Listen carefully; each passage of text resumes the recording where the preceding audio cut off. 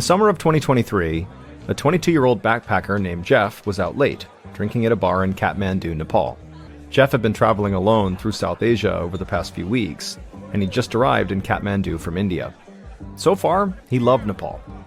Over the past 2 days, he'd been exploring all the temples, markets, and food stalls that filled the bustling 2,000-year-old capital. He'd been going out to bars every night after dinner, hanging with locals and fellow tourists alike. Tonight, he'd chosen a bar that was full of people about his age, and the music was all Western pop tunes, so it sort of reminded him of being home. Jeff ordered a potent Nepalese drink called Roxy and struck up a conversation with the man on the next bar stool. He bought his new friend a Roxy as well, and they talked about Jeff's travels for a while. Then someone else joined the conversation, at which point Jeff decided it was time to buy some shots. By the time he paid his bar tab a few hours later, Jeff could barely see straight. He stood up from his bar stool, but he could hardly feel his feet. He only knew he was standing upright because he felt so dizzy. He staggered his way through the crowd. It felt like he was trudging through peanut butter. He swayed a little and stumbled backwards into the group of guys he'd been talking to all evening. They laughed at him, and one of the men gave him a playful push in the back, which sent him spinning into another group of men he didn't know. And these guys did not think the drunken man was so funny. They shoved Jeff back into his original group of friends, but a lot less gently this time. Soon enough, both groups were shoving and pushing, and the last thing Jeff remembered was the feel of someone's fist exploding against his cheekbone.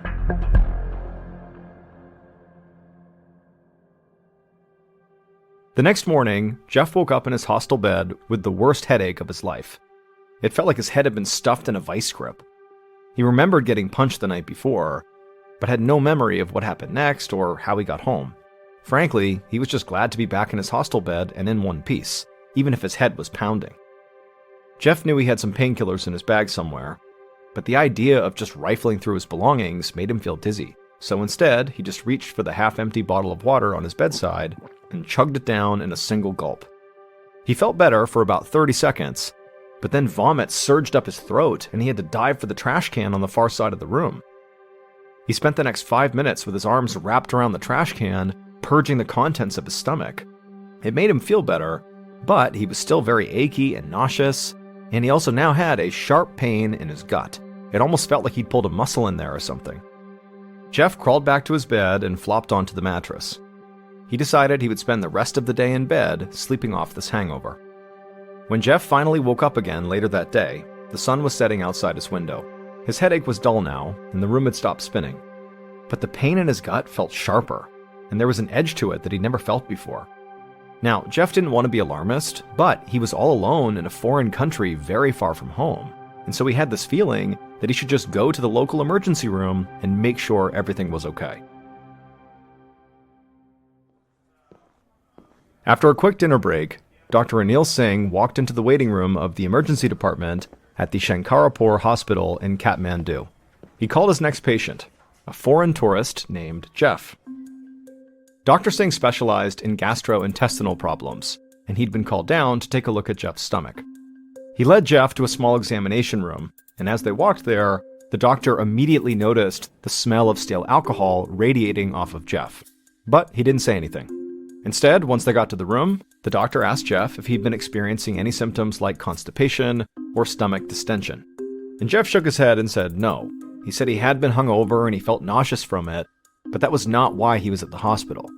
The reason he was at the hospital was because of this new shooting pain in his stomach. Dr. Singh nodded and then put on a fresh pair of latex gloves and told Jeff to lie down on the table. After he had, the doctor lifted up Jeff's shirt and instantly saw a large bandage taped over Jeff's abdomen. And then beneath it was a 3-inch long cut with fresh sutures stitching up his skin. Whoever had done the sutures had done a good job, but Dr. Singh was pretty certain this was why Jeff's stomach hurt. He told Jeff that his sutures looked clean and asked where he got the injury. But Jeff looked so confused. He looked at his stomach and then back up at Dr. Singh with this horrified look on his face. Jeff said he had no idea where that injury even came from. He said he remembered getting punched in the face last night at the bar, but had no memory of anything after that, certainly didn't recall getting cut or seeing any kind of doctor who might have stitched him up. Dr. Singh cocked an eyebrow and looked at Jeff like, really? You had no idea you had a wound on your stomach? But as Jeff continued to look totally shocked, By this wound, the doctor concluded that maybe Jeff really was telling the truth, that he really didn't know about this cut. And so Dr. Singh examined the wound more closely and told Jeff that it looked like someone had cut him open, like that's what the injury was, you've been cut. And so Dr. Singh ordered an x-ray just to see what was going on in there. Jeff nodded like he understood, but his eyes were staring off into the distance and he had a totally frightened look on his face. He asked the doctor if it was possible that someone had stolen an organ from him while he was blacked out drunk. He'd always heard that in some countries there was a black market for kidneys, but Dr. Singh smiled and told him that that probably did not happen to him. An hour later, Dr. Singh received Jeff's x-ray, and when he pulled it up on his computer to take a look, he was absolutely floored. And so he rushed back to Jeff's hospital room and asked him to tell him whatever he could remember about the night before. And so Jeff saw the urgency on the doctor's face, but admitted that as much as he wanted to remember, it really was all a blur. He remembered drinking way too much and getting punched in the face at some point, but he had no idea how he had gotten back to his hostel room after that. Dr. Singh was in awe of how drunk Jeff must have been to have basically no memory of the night before. But he told Jeff that ultimately he would be okay, but based on his x-ray, he would have to get in the operating room right away. He needed immediate surgery. Jeff, who was already pale, got even paler and asked Dr. Singh to explain what was wrong with him. What did he find? Dr. Singh sighed, sat down next to Jeff, and then broke the incredible news.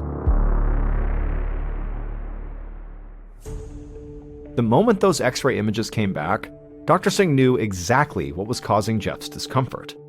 There was a 6-inch long knife blade lodged inside of Jeff's body. Dr. Singh told Jeff that at some point the night before, he must have been stabbed, and apparently stabbed so hard that the knife blade had broken off inside of his abdomen. And somehow, Jeff was so drunk, he didn't remember any of it. Dr. Singh decided to call the bar, hoping that somebody there would know the whole story. And luckily, the bartender who answered the phone had been working there the night before and had seen the whole thing. Jeff had made some friends at the bar last night, but apparently he had made some enemies too. And during the physical altercation that ensued with these enemies, someone stabbed Jeff with what looked like a chef's knife, and then one of the onlookers took Jeff to the nearest medical shop, which are these 24-hour pharmacies that can be found all over Kathmandu. And so once they got there, the onlooker begged the shop owner to sew Jeff up, and the shop owner did, even though he was not a doctor. And because he was not a doctor, the shop owner, before stitching him up, didn't think to check whether there were any foreign objects inside of Jeff first, hence the knife being left inside of Jeff. And then afterwards, when Jeff was sleeping off his hangover back at his hostel, that knife blade traveled inside of him through his innards until it was lodged deep inside of Jeff's torso. It was a miracle that it didn't cause further damage to Jeff's internal organs as it worked its way deeper into the muscle of his abdominal cavity. And so it was no wonder Jeff was in extreme pain by the time he got to the ER.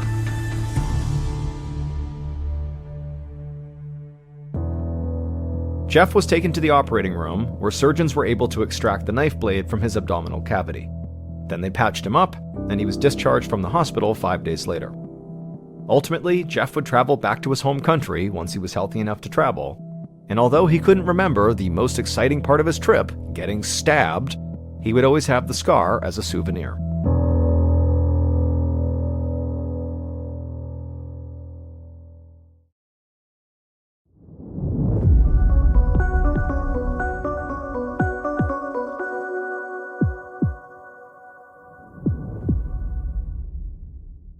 And now, here's our second story, called Look, Don't Touch. On the morning of January 14th, 1996, Alana Rugen carried her 6-year-old son, Jaden, as they walked towards the Tropical Discovery Center at the Denver Zoo. She was eager to get out of the cold, especially since most of the exhibits they'd visited so far had been outside. They'd seen the penguins, the tigers, and the gorillas, but Jaden loved snakes, so the reptiles at the Discovery Center were like the main event. Alana let Jaden run ahead of her as they entered the building. And then after going inside and collecting her son, they went to sit in a little auditorium that normally showed a short reptile documentary. But this afternoon, the movie was turned off, and 2 zookeepers were welcoming a small crowd to fill the seats. After the audience was seated, the zookeepers began bringing out all kinds of snakes and lizards and tortoises, holding them up for the kids to see, and also telling the audience all about the animals and where they came from. Alana watched her son's eyes light up when they brought out a massive 12-foot-long boa constrictor and stretched him out on the floor, his forked tongue flicking in and out of his mouth. Alana was thrilled that she'd signed her son up for this little excursion. He seemed to be really enjoying it so far. Just then, one of the zookeepers carried a lizard into the bleachers so the kids could get a closer look. Jaden immediately reached out his hand to try and pet the lizard, but Alana grabbed him and pulled his hand back before he could make contact. The zookeepers had been very clear that this event was a reptile meet and greet, not a meet and touch. By the time the show was over, Jaden was buzzing. He was jumping up and down and telling his mom all about his favorite animals and what he remembered about each one. She smiled as she led him to the next exhibit, called Komodo Days. It was a limited-time indoor exhibit that had just opened a few days earlier, showcasing 4 of the largest lizards on Earth, called Komodo dragons. Each of the animals was bigger than Jaden, and that was actually still small for a Komodo dragon. Alana overheard someone reading from a plaque that said these animals could grow up to 10 feet long and weigh about 350 pounds. The zoo was hoping to raise enough funds to build a large permanent enclosure for these new arrivals to the zoo.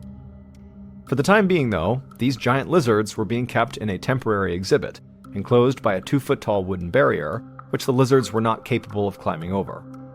To make sure nobody got too close, there was a line of plants in front of the barrier, all surrounded by a chain and post fence.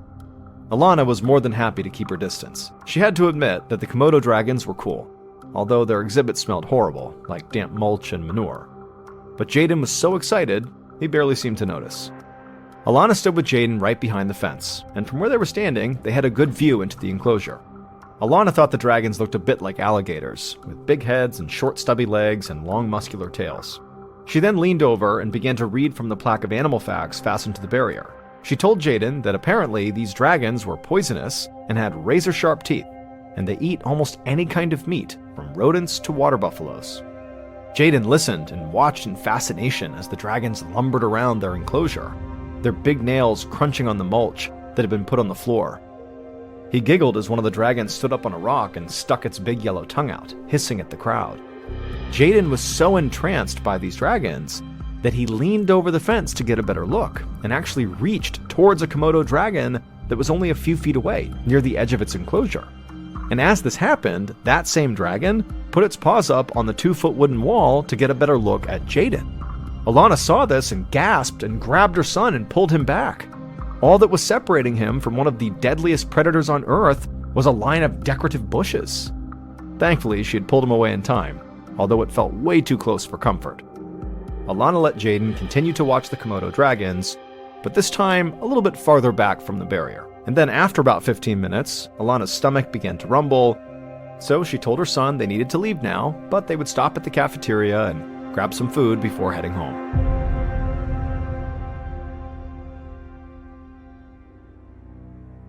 A few mornings later, Alana went upstairs to wake her son for school. But when she entered Jaden's room, he complained that his stomach hurt, and he was afraid that he was going to throw up. Now, normally Jaden was pretty enthusiastic about school, so Alana decided he must really be sick. So she told him he would stay home today and rest up, and then she went and got him some Gatorade. A few hours later, Alana was in the kitchen grabbing saltine crackers for Jaden when she heard him cry upstairs.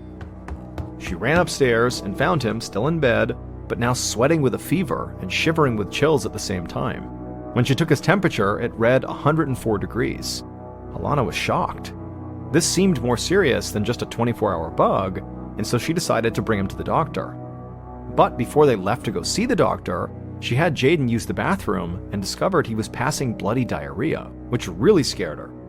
Once he was cleaned up, she rushed him out the front door and sped to the hospital as fast as she could. About 10 days later, on January 26th, Dr. Barbara Raffa knocked on Alana's front door. Dr. Raffa was an investigator with the Colorado Department of Public Health and Environment, and had recently learned that Jaden was one of 7 children in the Denver metro area who had been infected with a strain of salmonella called Salmonella enteritis that's commonly found in poultry and other animals. Dr. Rafa and her team were trying to figure out where the children had picked up the Salmonella bacteria, which is usually spread by consuming contaminated food or water or having contact with infected animals. The doctor reassured Alana that most people recover from a Salmonella infection, but it can be dangerous to young kids. In fact, if kids go untreated for Salmonella, they can die. Dr. Rafa had spent the past few days interviewing the families with the kids who were sick with Salmonella and had asked hospitals to report any new cases.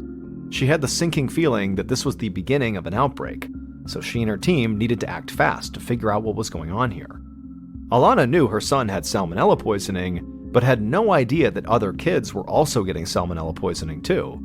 Dr. Rafa followed Alana to the kitchen, and the pair sat down at the kitchen table, and Dr. Rafa asked how Jaden was doing. Alana said her son was upstairs sleeping and still was a bit tired and weak, but he seemed to be recovering. She had taken him to the emergency room last week, where he was diagnosed with Salmonella based on his symptoms. He'd been given fluids and antibiotics, which had definitely helped him get better. The hospital monitored him for a few days until the Salmonella had passed through his body. Dr. Rafa told Alana how relieved she was that Jaden was okay, but now she was hoping to try to stop the spread of the Salmonella strain before it affected more kids. And so she said she had a list of questions she wanted to ask Alana in the hopes that maybe she could help her figure out exactly how Jaden got sick. Alana nodded and said she was eager to help. Dr. Rafa began by asking if she and her son had gone anywhere unusual over the past 2 weeks. Alana shrugged and said not really, except they did go to the zoo the weekend before last. She said they'd gone to see the reptiles. By now, Dr. Rafa had been expecting this answer. Every other family she'd spoken to whose kid was sick with Salmonella told her they had gone to the Discovery Center at the zoo, which made it obvious to Dr. Rafa that this particular strain of Salmonella had to be stemming from something in that building. So now it was time to head to the zoo and figure out what that might be. The next day, Dr. Rafa and her colleagues arrived at the Tropical Discovery Center. As the zookeeper led her and her colleagues through the employees-only area of the exhibit, Dr. Rafa felt a sense of urgency. By now, Dr. Rafa had identified 33 children who had contracted the same strain of Salmonella as Jaden over the past 2 weeks. And each family had this one thing in common. They had all visited this Discovery Center. And so now it was extremely apparent that something in this building was behind the kids getting sick. And for all Dr. Rafa knew, kids were actively being exposed to Salmonella right now. So far, they'd been lucky. All 33 families of the sick kids had taken their children to a hospital, so they were all going to be fine. However, Dr. Rafa worried that eventually, if this outbreak continued, that a family would think whatever was going on with their kids was just a mild stomach bug. And then by the time they realized their mistake, it would be too late for their child. She pushed that thought from her mind and went back to work. She had to figure out which animal or exhibit was carrying the Salmonella bacteria, and most importantly, how the kids were coming into contact with it. And that was proving to be a real mystery. As Dr. Rafa walked through the Discovery Center, she noticed that almost all of the exhibits were completely sealed off. There was no way for the public to come in contact directly with any of the reptiles or any of their environments. She asked the zookeeper about the animals they used in their daily education shows. She wondered if maybe the kids were allowed to touch any of them. But the zookeeper shook his head. He told her that the public never touched any of the animals because that was unsafe for both the people and the animals. But Dr. Rafa wasn't convinced. She said she wanted stool samples from all of the education animals just to make sure they weren't carrying the Salmonella bacteria. She also wanted samples from the rodents that were used to feed those animals, because she was not going to take any chances. About 20 minutes later, Dr. Rafa scooped up a bit of fecal matter from a blue-tongued skink and dropped it into a tiny plastic tube. Then she labeled it for testing back in the lab. Along the back hallway, her teammates were collecting stool samples from corn snakes, the big boa constrictor, and all the other reptiles used in the daily show. And they were making good progress, which she was glad for. She kept imagining a sick child in bed at home, their parents unaware that their stomach bug was actually a potentially deadly disease from their trip to the zoo.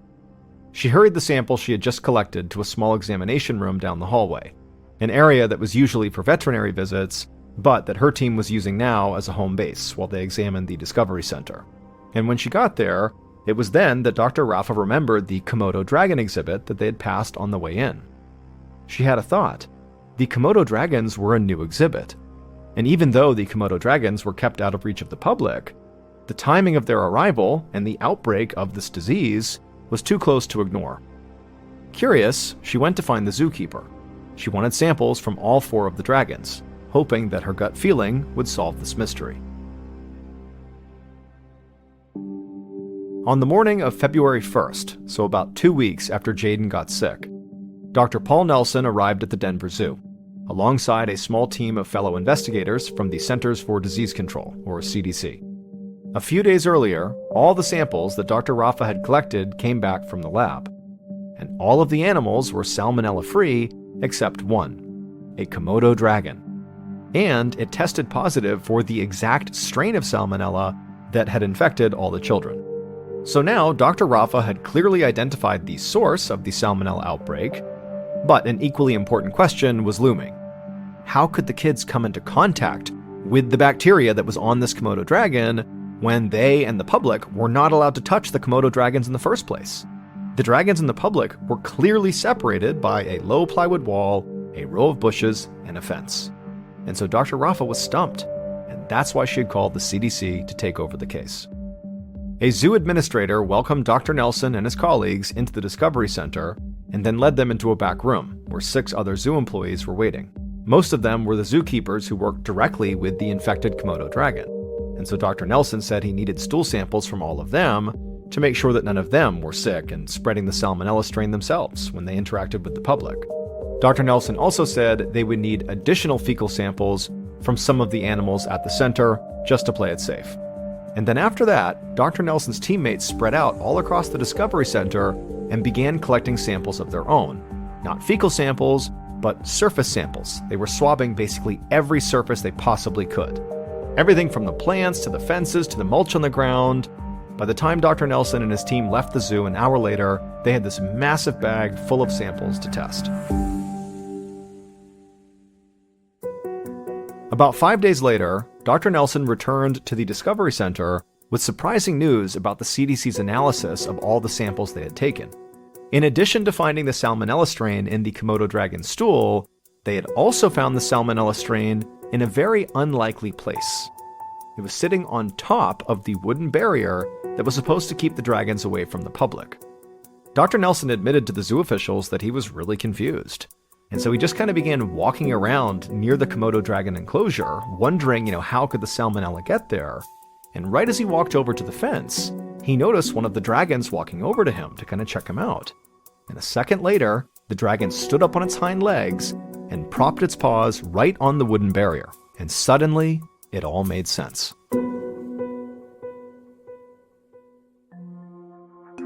It would turn out the Komodo dragon enclosure was covered with mulch.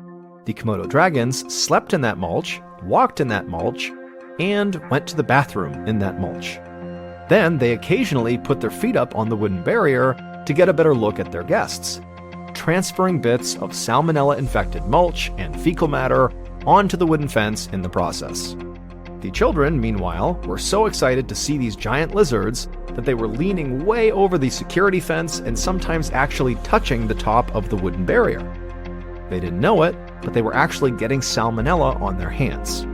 And so at that point, if the kids didn't wash their hands, all they would have to do to get infected with the salmonella would be to just brush their nose or rub their eyes, or in Jaden's case, eat some food with their bare hands.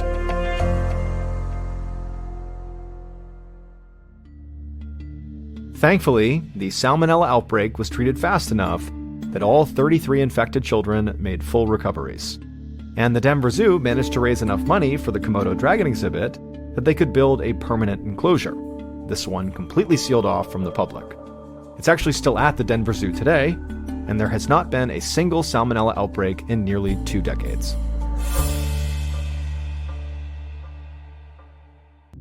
"32-year-old Morris Blankenbaker was a very happy man. The gymnasium at Wapato Intermediate School in Yakima County, Washington, echoed with the sound of young teenage boys practicing their wrestling moves on thick green mats. And Morris was right there with them, whistle on a cord around his neck, shouting directions and encouragement as he moved from one group of kids to another. As far back as he could remember, the thump of bodies hitting the mats and the rhythm of other youngsters in a tight line at the edge of the gym doing calisthenics had always been music to Morris's ears. It had been 14 years since Morris himself had graduated from high school 15 miles to the north, along with his armload of sports trophies, the title of Best Athlete of 1961, and a 4-year scholarship to play football in college. But even though he had not achieved his dream of becoming a professional football player, Morris had never for a second lost his love of sports, both playing them and coaching them. But on this particular day, Friday, November 21st, 1975, Morris's sense of happiness and satisfaction with his life went much deeper than normal. Because the last 2 years of Morris's life had taught the former Golden Boy of Yakima County that the really important things in life were the 2 things he had come so close to losing: his marriage to his high school sweetheart, Deanne, and the joy of living under the same roof with her and their 2 young children. Though no one, not even Deanne and definitely not Morris himself, could ever have predicted the chain of events that had temporarily led to his separation and divorce from Deanne. And while Morris knew the shockwaves from those events were still reverberating throughout his work and social circles, the last few days had brought both Morris and Deanne a very rare feeling of calm and peace. And as they both looked forward to Thanksgiving together, just 6 days away, Morris had to believe that all the turmoil of the last 2 years was finally ebbing out of their lives, and that going forward, he and Deanne would never again take each other for granted. The sudden ring of the school bell pulled Morris back to the present. With a quick glance at the clock on the wall, he raised the whistle around his neck up to his mouth, and he blew 2 sharp blasts to signal the end of the practice. A moment later, and the boys were hauling their mats back to the hooks on the walls at either end of the gym. Hearing their respectful, "Thanks, coach, goodbyes," as the teenagers filed past him on their way into the locker room to change, Morris remembered an earlier scene from his own adolescence, and he felt a stab of pain. He had been just a few years older than these kids when he had first met his own favorite coach, Talmadge Glynn Moore, back in Davis High School 16 years ago.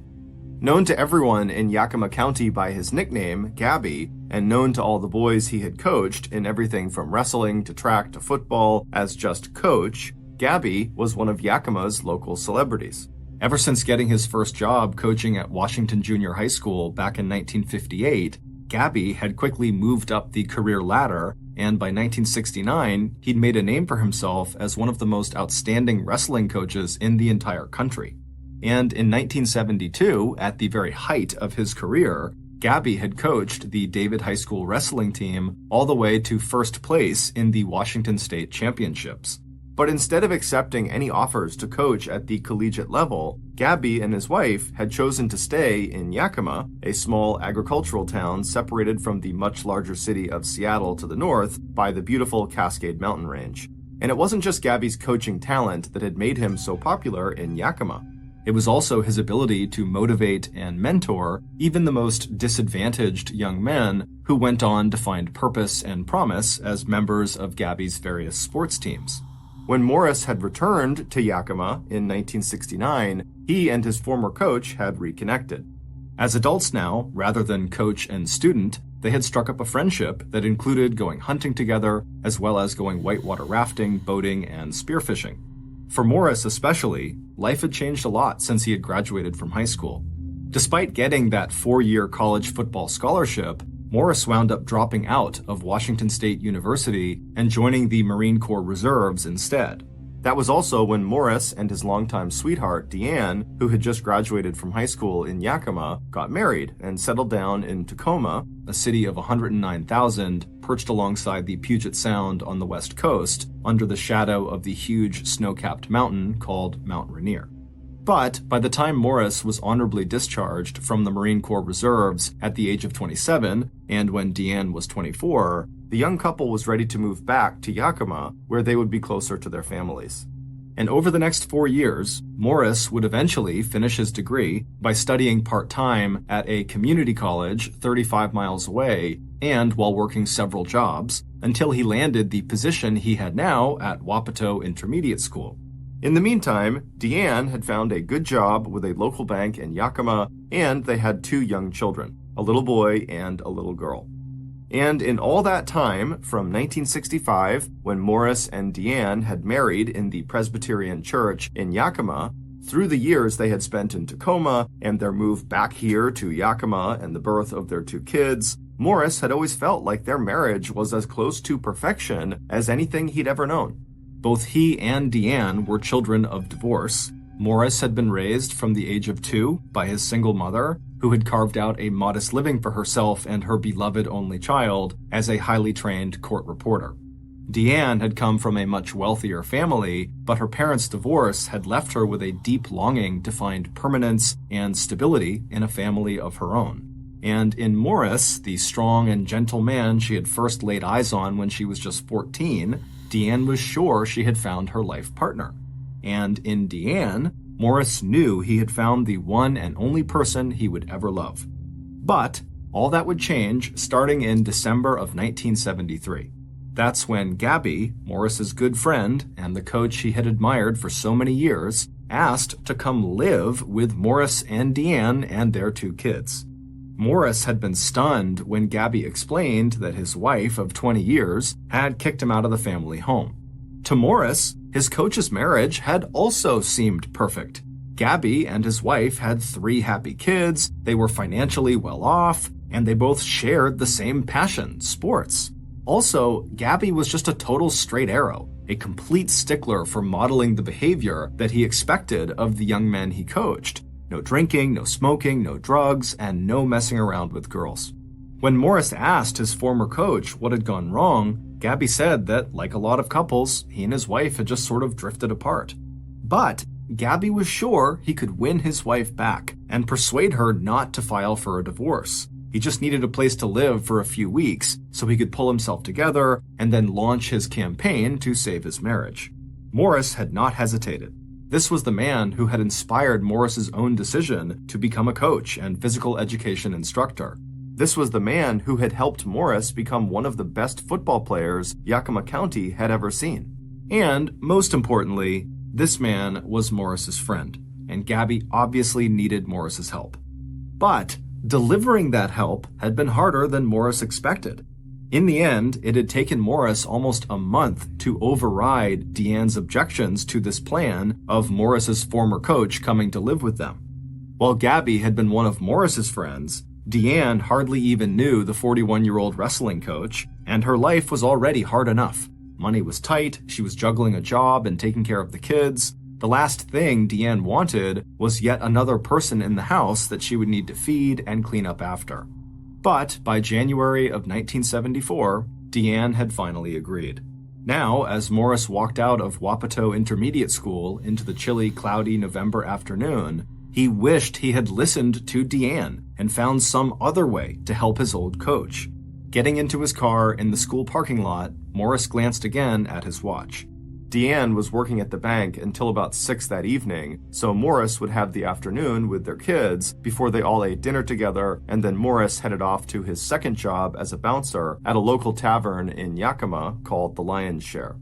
There, from 8 p.m. until 2 a.m., Morris would check IDs so the bar wouldn't be serving any underage drinkers, and Morris would also just keep the peace. It had been years since he'd played college football, but at 5 foot 11 inches tall and weighing 210 pounds, Morris was not only still in great physical shape, but he also had a patient temperament and a knack for diffusing tense situations. Not that either of those qualities had been of any use to Morris back in January of 1974, when Gabby had arrived on their doorstep with his suitcases and his charming smile. It had only taken a couple of weeks for Morris to realize that his old coach was a very different man than the one who had preached such high standards of clean living and integrity to his students. It turned out Gabby had a very serious drinking problem. But at the same time that Morris realized his coach was headed at top speed down the road to full-blown alcoholism, Deanne's objections to Gabby's presence had strangely totally vanished. Gabby was good at holding the whiskey he had started drinking by the bottleful, secretly during the day, and not so secretly at night after Deanne had gone to bed. And Gabby soon charmed Deanne by the help he offered with the kids, the sympathetic ear he offered to Deanne as she told him about the stress of never having quite enough money, how quick he was to lend a hand with laundry and grocery shopping, and the way he looked at her. Deanne had met Morris when she was 14 and when he was 17, and they had been a couple since Deanne had turned 16. By the time Gabby, the legendary local celebrity, arrived on the scene, Deanne was 27, and most of the passion and all the romance had drained out of her marriage with Morris. And even if Morris did not seem to notice at all, it was crystal clear to Deanne that Gabby found her captivating and sexy. So when Gabby taught Deanne how to drive his late-model golden brown MG sports car, and their hands happened to touch as Gabby showed her how to use the stick shift, Deanne welcomed the thrill and sense of excitement she felt. It didn't take long for Gabby to forget any plans he had made to win back his wife of 20 years. Instead, he could hardly wait for his divorce to become final. And it took Deanne just 2.5 months of knowing Gabby to trade Morris's steadfast devotion and predictability for Gabby's promises of a beautiful house in the best part of town and a daring and exciting love life. So, just halfway through April, when the Yakima County apple orchards were starting to bloom, and just 10 weeks after Gabby had first arrived on the Blankenbaker's doorstep, Deanne left her husband of 9 years and moved in with his former coach and trusted friend, Gabby. Gabby had recently left the Blankenbaker residence and got a place of his own. Deanne took Morris's 2 young children with her to the new house, where Gabby's own 3 children were regular visitors.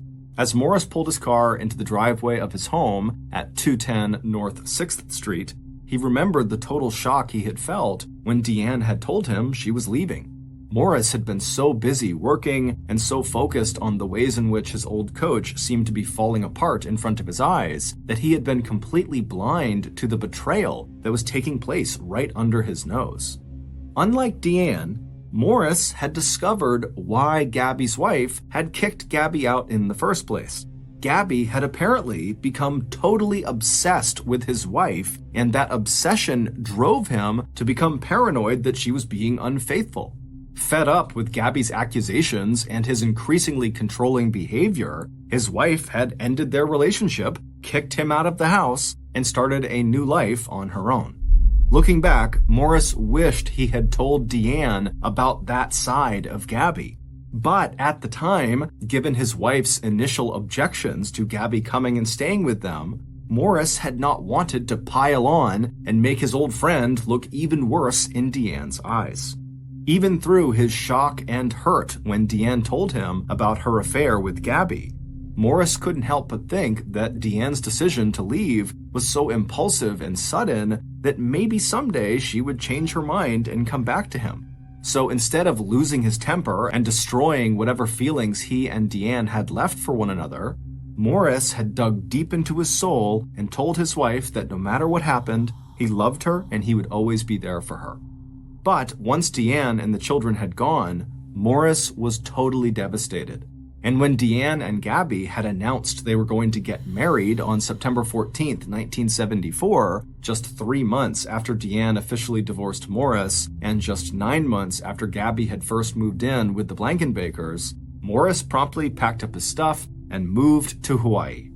4 months later, though, Morris was back in Yakima. He just couldn't stand to be that far away from his 2 kids and from his mother Olive, who had just been through an illness serious enough that she had wound up in the hospital. Once back in town, Morris began picking up the pieces of his life. That's when he bought the 4-bedroom house at North and 6th Street and rented out rooms to some of his friends to help pay for the mortgage. And in the meantime, Deanne's storybook romance with the man who was 14 years her senior had already begun to fall apart. Once Gabby and Deanne were living together, Gabby did not try to hide his drinking, and Deanne was horrified as her new husband knocked off an entire 5th of whiskey at least 3 or 4 nights a week, sometimes locking Deanne out of the house and screaming accusations that she was seeing other men. After 3 separations from Gabby, the longest lasting 2 weeks, Deanne had had enough. And in July of 1975, 10 months after getting married to Gabby, Deanne was filing for her second divorce. And this time, when she left her dream home on the better side of Yakima, Deanne took her kids straight back to her ex-husband Morris and his much less glamorous wooden frame house on North and 6th that was separated by just a little alleyway from a hodgepodge assortment of apartments and 2 family homes. Even as Morris and Deanne made plans to remarry as soon as Deanne's divorce from Gabby was finalized, Deanne dropped Gabby's last name, trading Moore for Blankenbaker. As Morris let himself into the house he now shared again with Deanne and his 2 kids, he told himself that he should have known that his old coach, competitive to the bone, would not let Deanne go without a fight. But what neither Deanne nor Morris had expected was the intensity of Gabby's anger and jealousy when Deanne left him to go back to Morris. Just a week earlier, in mid-November, while Morris had been working at the Lion's Share, he'd received a terrified phone call from Deanne telling him that Gabby had let himself into their house through an unlocked door. And he was now at the door of the master bedroom where Deanne had been sleeping. Deanne had heard someone inside the house and had had just enough time to lock the bedroom door before Gabby arrived and started pounding on the door, begging Deanne to take him back and threatening to kick the door down. Morris had grabbed one of his good friends who was at the tavern, and the 2 of them jumped into Morris's car and they drove at high speed from the Lion's Share back to Morris's house. There, they found Gabby, completely drunk, staggering around the outside of the Blankenbaker home, pounding on the downstairs windows, waving a gun, and threatening to kill himself or Morris. The friend that Morris had brought with him from the Lion's Share, Joey Watkins, another former student of Coach Gabby's, expected a fight between these 2 men. He was also stunned at the change in his former coach, who had always lectured everyone about self-control and the importance of staying away from alcohol. But instead of busting Gabby in the mouth, Morris went up to his old coach and talked to him quietly, getting him to stow the gun, get back into his car, and go back to the apartment that Gabby now shared with his 16-year-old son, Mike. To Joey, Morris had just shrugged his shoulders and said, "I could have hit him, but he was my coach too. I just can't do it." There was also another bond between Morris and Coach Gabby. Morris had once saved his coach's life. On one of the river trips that Gabby and Morris used to take together, their boat had capsized and both men had been pulled underwater by a deep current. Morris made it to the surface, but Gabby had been caught underwater in a tangle of vines and roots near the Yakima riverbank. Always an excellent swimmer, Morris had managed to dive down and free Gabby's legs and bring his former coach safely back to land, where Gabby coughed up the water in his lungs that had come so close to killing him. This event was yet another reason why Gabby's later betrayal in starting an affair with Morris's wife had hurt Morris so deeply. But it had also given Morris a sense that on some level he had assumed a kind of responsibility for this man, whose life was so obviously coming completely undone. And besides, not long after that night when Morris had confronted Gabby out in the yard, it seemed like Gabby had finally gotten the message and was leaving Morris and Deanne alone. Starting on November 18th, neither Morris nor Deanne had seen or heard from Gabby. And that was when Deanne and Morris had finally begun to feel that both the turmoil and the gossip around Deanne divorcing 2 different husbands in less than a year and a half was actually over. With that final thought, Morris turned his full attention back to his children. And by the time Deanne arrived home from work at around 6:30 on the evening of November 21st, the whole family was ready to go out for Friday night pizza at Shakey's restaurant before Morris headed off to his night shift at the Lion's Share. At 5 a.m. the next morning, November 22nd, Deanne suddenly woke up feeling totally alarmed. She realized even before her eyes had adjusted to the dark that Morris was not in bed next to her. Getting out of bed and pulling on her bathrobe, Deanne hustled down the stairs and stepped out onto the front porch of the house to see if her husband's car was outside. And it was. Morris always parked at the end of their driveway that sort of wrapped around the back of the house, and so Deanne had walked over to the far side of their front porch and looked back in that direction, and she saw his car.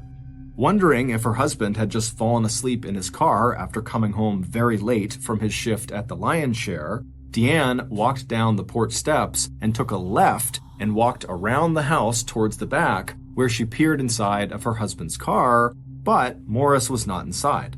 Puzzled, Deanne retraced her steps back to the front of the house, and then after going inside, she put on her contact lenses and then began searching every room of the house for Morris. But after searching every room, it was clear Morris was not inside. So, grabbing the collar of the family dog, Deanne went back outside, and this time, after going down the front porch steps onto the front lawn, she turned right and walked around that side of the house to reach the backyard. This side of the house, which was the left side if you were facing the house from the street, butted up against an alleyway.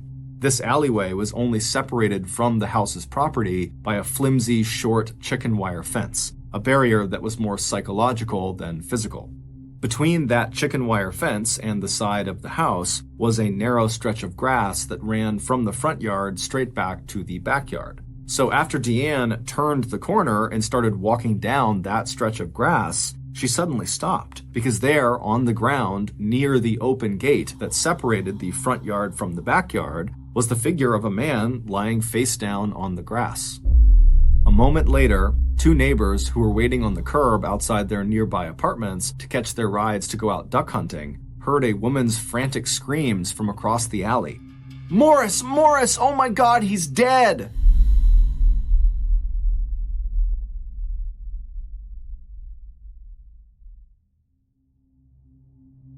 By 5:25 a.m., Yakima police and medical personnel had already started arriving at the scene, lining up out front of the house on 210 North and 6th Street. And even before Yakima's chief homicide detective, Robert Brimmer, arrived 15 minutes later, first responders already knew three things. One, the dead man laid out on the grass under the first thin layer of falling snow was Yakima's popular intermediate school coach, 32-year-old Morris Blankenbaker. Two, given the stiffness of the body, Morris must have been killed hours before Deanne had dialed 911. And three, the obvious cause of Morris's death was gunshot wounds. By the time Sergeant Brimmer pulled up, officers were already surrounding the Blankenbaker property with yellow crime scene tape, and Deanne was inside the house with her wide-eyed children crying hysterically. Using flashlights, police officers searched every inch of the south side of the house where Morris's body had been discovered, hoping that the flashlight beams might glint off the shiny metal of a shell casing buried in the 3 to 4 inch deep grass. They also searched the nearby alleyway and all the trash barrels in case the killer had thrown the murder weapon into one of them. But all police found at the crime scene was a mostly empty bottle of beer that Morris had probably been carrying in his hand when he got out of his car. By 8:30 a.m., Morris's body had been taken to the county morgue, where an autopsy would be performed at 7 p.m. that night, and Detective Brimmer and his investigators were at the Yakima police station and fanning out through the Blankenbaker's neighborhood, interviewing witnesses and putting together a list of possible suspects. In most murders, the victim's spouse is at the top of that list, but it didn't take detectives long to rule Deanne out as a suspect. There was no trace of gun residue on her hands or clothing. Morris did not have a life insurance policy that might have given Deanne a financial motive for murder, and as the whole town knew, Deanne had just recently reconciled with Morris, and the two were planning to remarry. But what Deanne did have for police was the name of the man she was certain had to be behind Morris's death. And that was Morris's one-time friend and mentor, Gabby Moore, the man Deanne herself had only recently divorced. Deanne wasted no time telling Detective Brimmer about the incident just the week before, when the coach had shown up with a gun one night when Morris was working at the tavern, and how Gabby had entered the Blankenbaker house and threatened to break down the door to her bedroom. Deanne also told them about the harassing phone calls Gabby had made to their house almost every day, and Gabby's attempts to get his children and Deanne's own sister to try to pressure and guilt-trip Deanne into going back to Gabby. But even after hearing these details about what sounded like Gabby's obsession with winning back Deanne, Detective Brimmer just could not believe that Gabby, who literally owed his life to Morris, would have just walked up to Morris and shot him in cold blood. But lacking any other obvious suspects and having no evidence from the crime scene that provided police with any other leads in the case, Detective Brimmer picked up the phone and called Gabby, asking him to come to the police station and bring along any firearms he owned. Coach Gabby did come to the police station that Saturday afternoon, but he brought along an attorney, and he had nothing he wanted to say to police, except to point out that he could not possibly have committed this murder since he had been in the hospital from November 18th until hours after Morris's body had been discovered.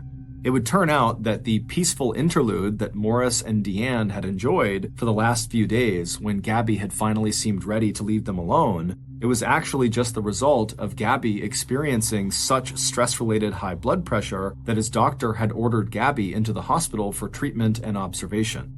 And after interviewing hospital and nursing staff, and even checking the windows and doors of the hospital for any possible way that Gabby might have slipped out to commit the murder, investigators would confirm Gabby's alibi. Over the next 3 weeks, police worked every possible lead and motive in the homicide case. They investigated any arguments Morris may have had with customers at the Lion's Share, arguments he might have had with parents, with students, or other teachers at the middle school where Morris worked, and every single one of those avenues led nowhere. Meanwhile, now that Gabby was out of the hospital, he picked up right where he had left off, trying to win Deanne back. He called her almost every day, and any time one of Gabby's friends or a student on one of his teams or a fellow coach or teacher stopped by to visit, the coach seemed oblivious to Morris's murder. Instead, all he could talk about was how much he missed Deanne and how much he wanted and needed her back. By early December, Gabby's drinking had gotten so bad that even the efforts of his assistant coach to cover for Gabby's failure to show up for practices and even meets were just not enough. Despite the awards and acclaim that Gabby's outstanding talents as a coach and mentor had brought to Yakima County, and to so many young men who had Gabby to thank for college sports scholarships, Yakima school administrators informed Gabby that they would be ending his teaching contract at the end of that school year. But even this blow to Gabby's ego and his reputation hardly seemed to register, because there was something else now worrying Coach Gabby, and this time he didn't call his lawyer before talking to Detective Brimmer. According to Gabby, someone was now threatening his life. The coach told police that he had received a phone call from someone whose voice he didn't recognize, telling the coach, "I got Morris, and I'm gonna get you next." But despite these reports, and despite Gabby's airtight alibi for the time of Morris's murder, there was one detective who just couldn't shake the feeling that the coach had to have been involved in some way in Morris's murder, and that Gabby was now making up these threats to direct police attention away from himself. And that detective was Morris's best friend, Vern Henderson. Vern and Morris had gone to high school together, and they had both been Coach Gabby's protégés. But while Gabby had never made it into professional football, Vern had realized his dream of becoming a cop.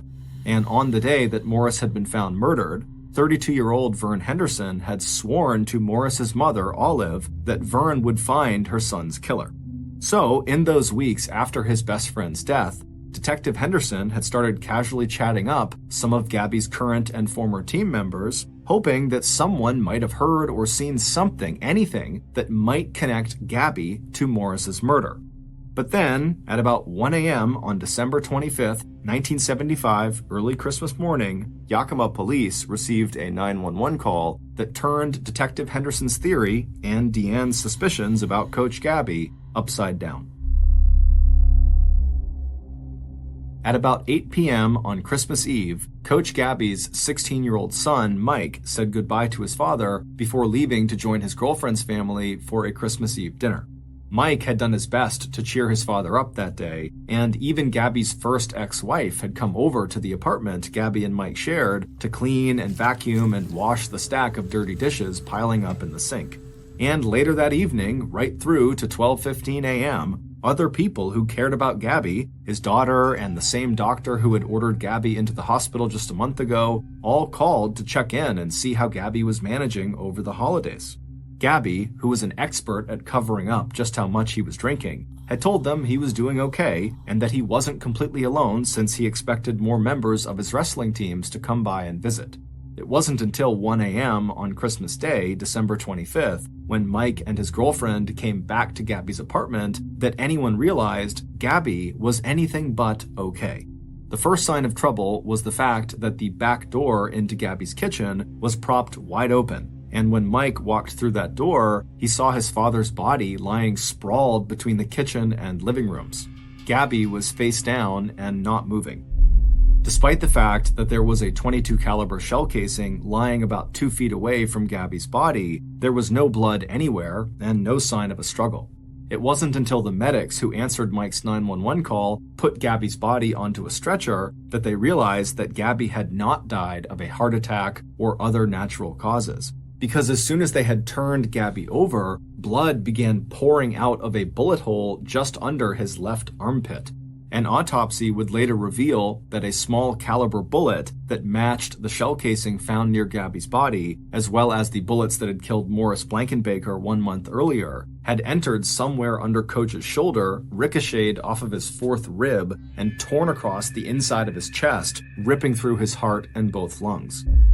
By the time the medics arrived, 6 pints of blood had collected in Gabby's chest cavity, and as soon as his body was moved, that blood, more than half of all the blood in Gabby's body, started draining out, quickly soaking the small throw rug under the coach's chest.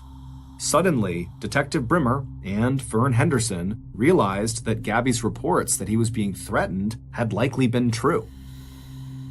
On the day after Christmas, Yakima residents woke up to yet another shocking front-page headline. Quote, "Tied to Blankenbaker slaying, Davis wrestling coach shot, killed." End quote. Meanwhile, detectives Brimmer and Henderson didn't need reporters to tell them that the murders of the city's 2 coaches, both recently married to the same woman and both shot with the same .22 caliber handgun, had to be related. And the first person they wanted to talk to was Deanne.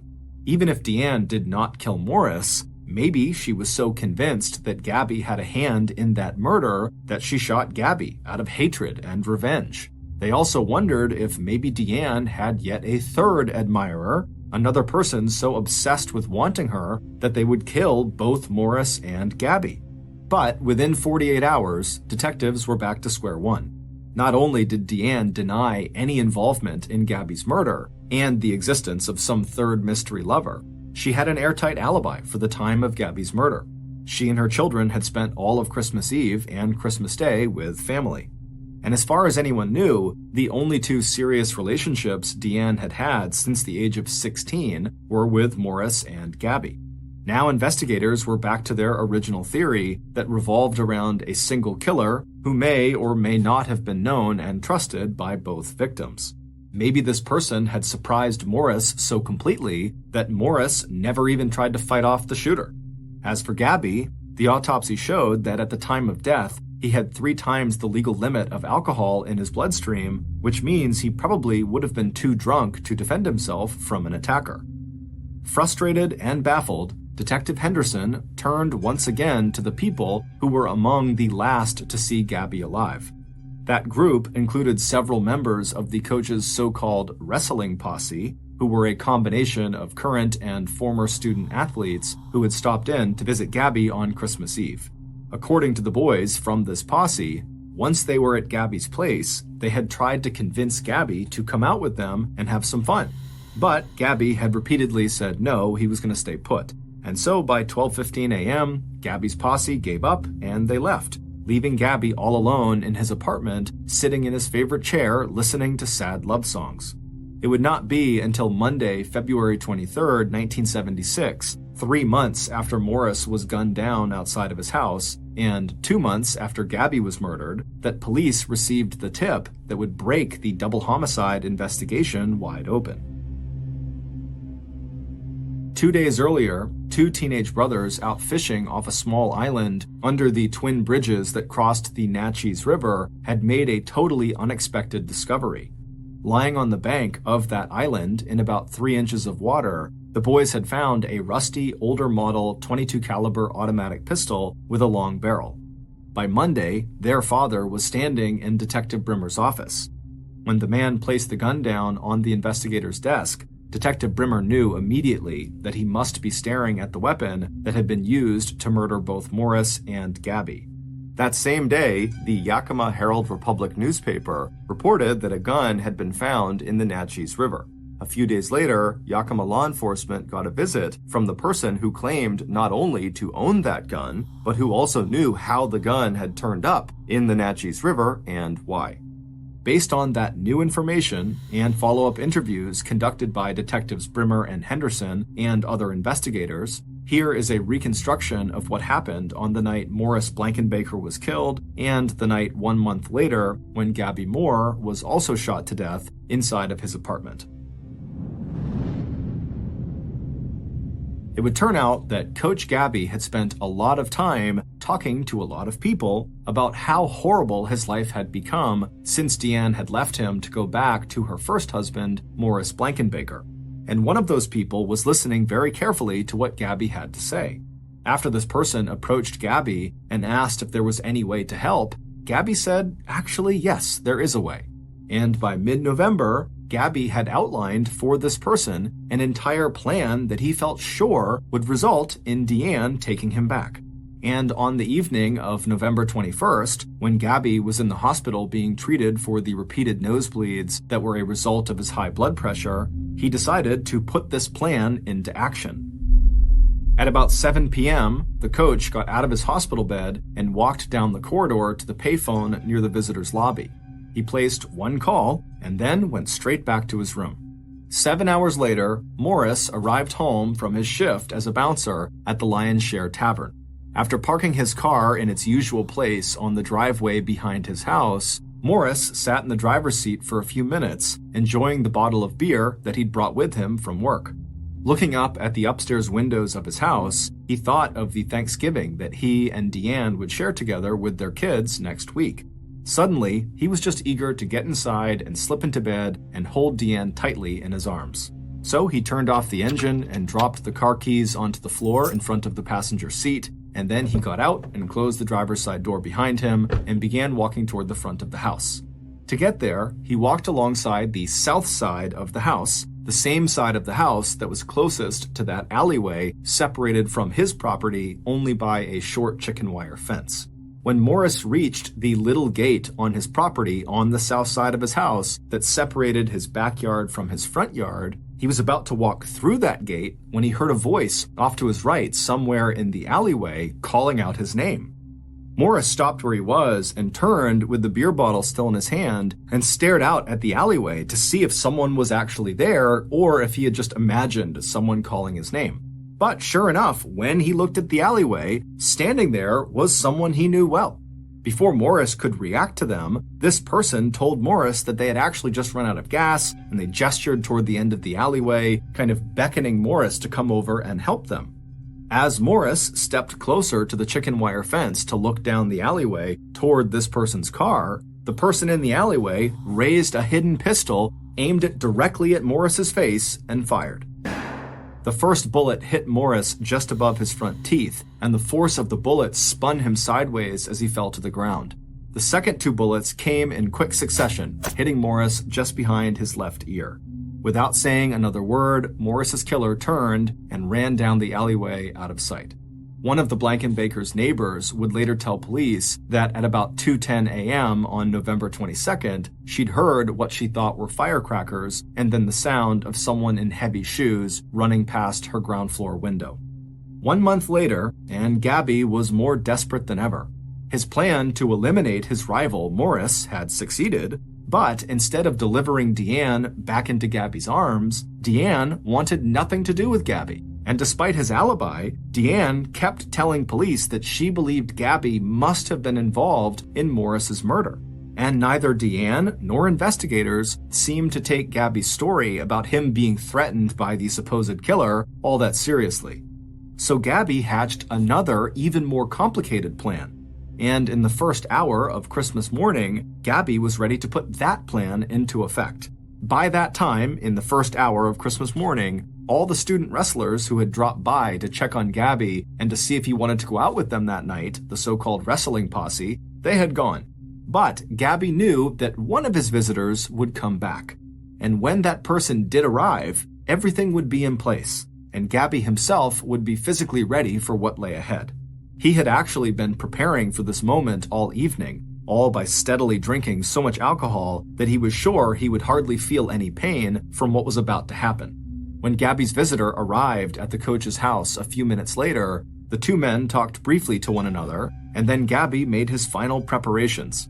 Taking the telephone receiver off its hook, he placed it on the living room floor so that it would be easier to reach when he needed to dial 911.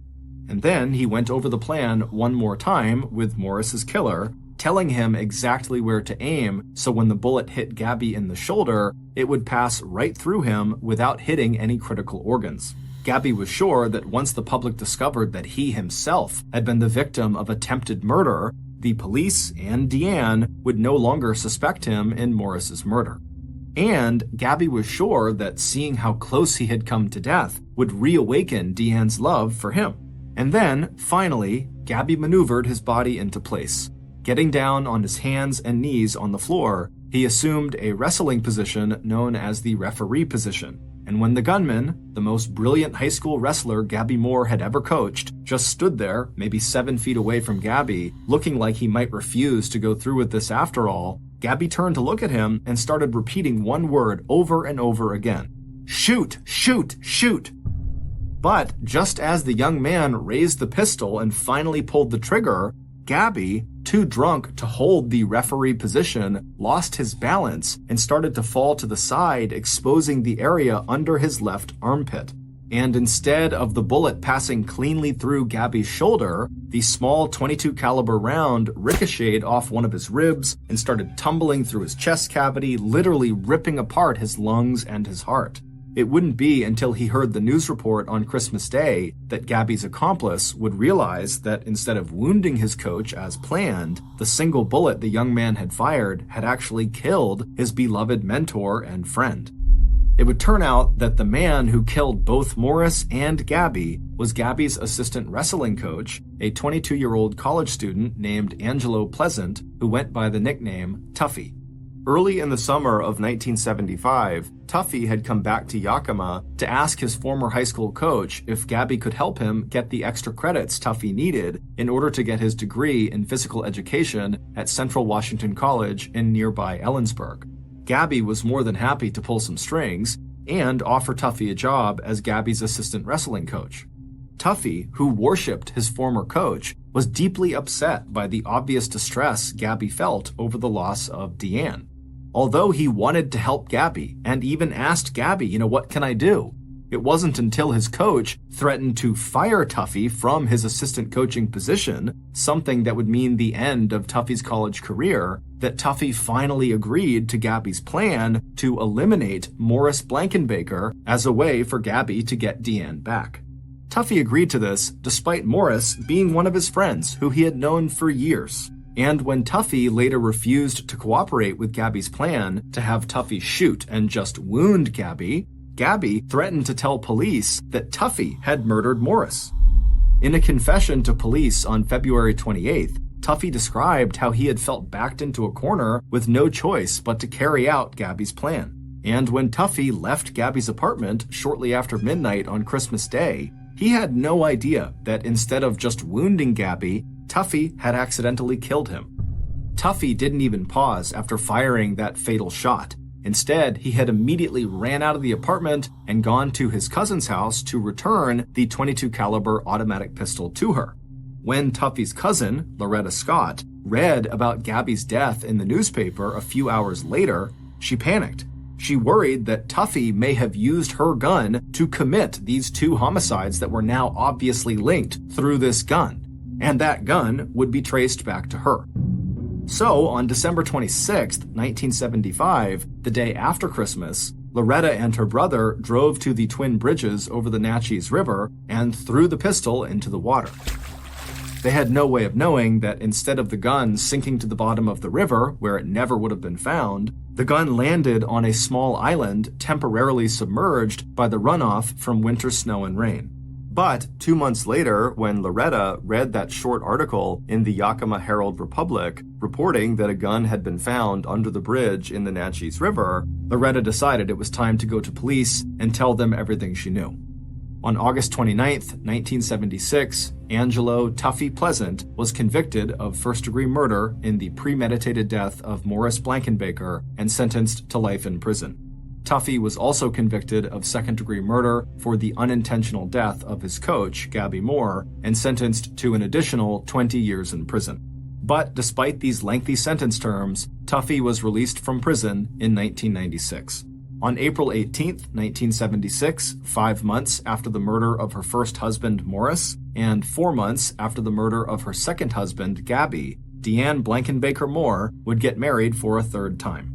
This time, the petite brunette with the big dark eyes and soft voice would choose one of the pallbearers who had helped carry Morris's casket down the church aisle at Morris's funeral service less than a half a year earlier.